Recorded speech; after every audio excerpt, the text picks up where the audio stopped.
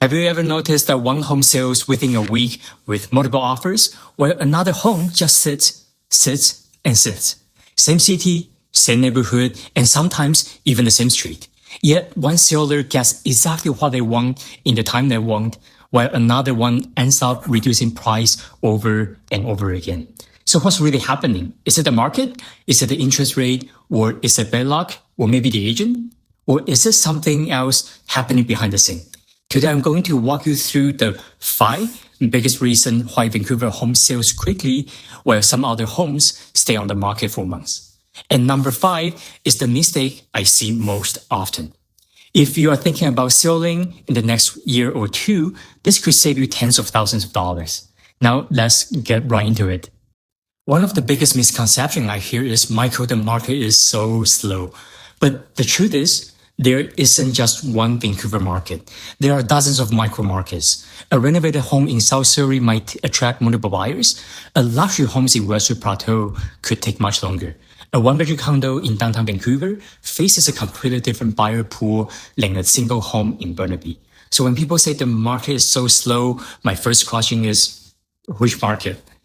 Because there are homes selling every week. In fact, some listings expire without offers. Others sell within days. The lesson?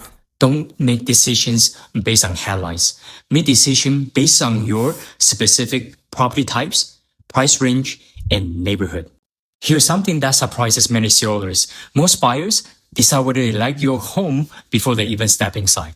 Today, your first showing happens online, not the front door. Online. Buyers are scrolling through dozens of listings. If your photos don't stand out, if your first image isn't compelling, if your home appears dark, cluttered, or outdated, they swipe left. You have already lost many potential buyers. I have seen beautiful homes receive very little attention because the presentation wasn't strong enough.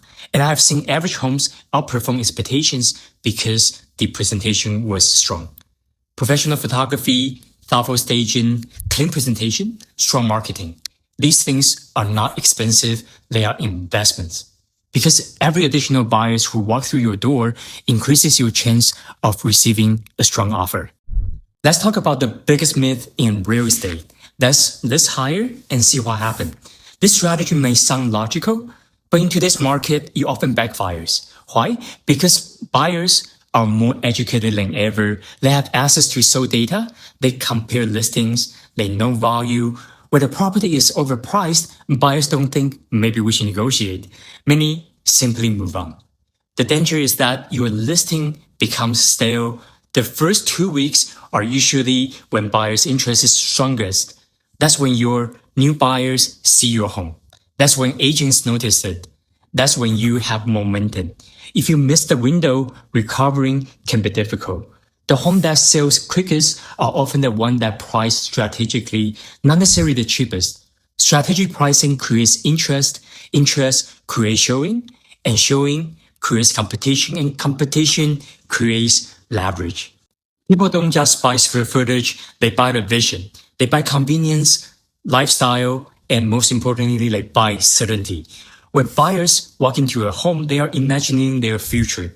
Family dinners, children growing up, holiday gatherings, weekend mornings, and more easily they can picture themselves living there, the more likely they're gonna make an offer.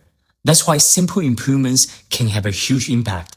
Fresh paint, decluttering, minor repairs, improved lighting, these changes often cost far less than a future price reduction. The goal isn't perfection. The goal is helping the buyers emotionally connect with the home. Now let's talk about the mistakes I see most often. Sellers waiting for too long to adjust. They keep hoping the next buyer will be different, the next showing, the next open house, the next weekend. And before they knew it, months and months have passed by. The reality is this: the market gives feedback very quickly.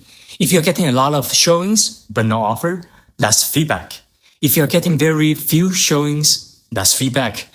If buyers consistently mention the same conditions, same concern, that's a feedback. The most successful sellers are not stubborn, they are strategic. They listen to what the market is telling them and adjust accordingly.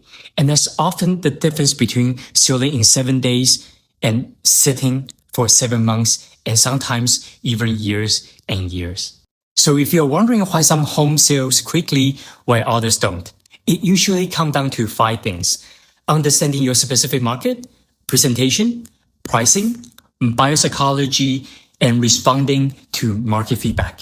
Now I'm curious, if you were to sell today, would you price aggressively to attract buyers, or would you start higher and negotiate later down the road? Let me know in the comment below.